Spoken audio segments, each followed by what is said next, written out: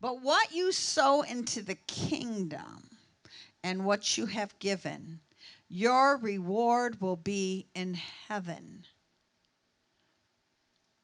Somebody had better lay up treasures. I believe it's Matthew 6:19 through 21. Lay not up for yourselves treasures upon earth where moth and rust does corrupt, and where thieves break through and steal.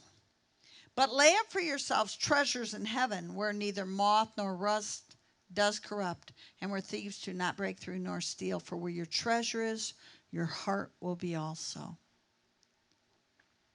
I need you to begin to think about the eternal and not so much about what you're going to do if things get tight or how you're going to make this bill meet. Be frugal, be careful, spend wisely, put your treasure in heaven. I need you to prepare your homes. Pastor, we've already heard you say that. Prepare your homes and prepare your lives. Nick and I eat a little differently now. We don't really go into a grocery store to buy. We grow more. We can more. Um, get the Amish milk and make our own butter and our own cheese. And we look at things differently. It's not that I'm against the store. I do when I need to. But we take care of ourselves a little differently now, food-wise.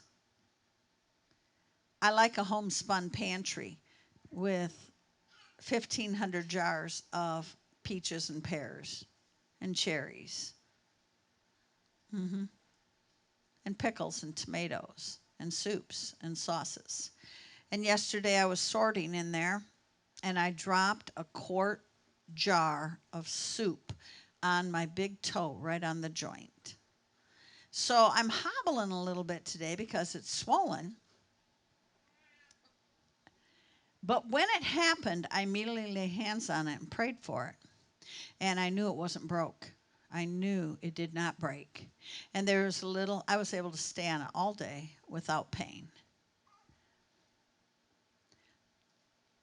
That is how I want your spiritual life to be. Totally focused in. When something goes screwy, your brakes you can hear them when they're going. Nick knows I know that sound. I pray, Jesus, thank you, and give us all the means that we need to have them repaired and fixed, and hold me until I get to the right place where we can do it. I need you to be spiritually minded, not so concerned about this world. I want you to zero in on the goodness of God. And I want you to love on people. This is a very simple message. In fact, they're going to complain because I didn't give them long enough to do the children's lesson. I want you to love on people. And I want you to live. Just because things are tight doesn't mean you can't still live. You may not be able to go to Cedar Point or, a big fair. You may not be able to go to the movies. You may not be able to do social events. You may end up taking a walk, having a barbecue with family. You might be calling friends and saying, hey, you guys want to come over and we'll visit? So I want you to consider this as your front porch. In the 1950s and the 1960s and the 1970s and the 1940s and the 1930s and all the way up to the 1980s, the front porch was a social event. You sat there, you chatted. It was before the internet. You had conversations, you saw cars go by, you drank lemonade, and you fellowshipped. I want your lives to become a front porch. I want you to think about the goodness of God and His mercy. I want you to think that you are spoiled rotten, because you are. You are. I want you to bless people as you see them and as they pass. I want you to remember above all the kindness of God and His goodness.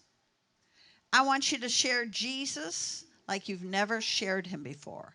I want you to be bold to speak the truth in love. I want you to go to the beach. I can't.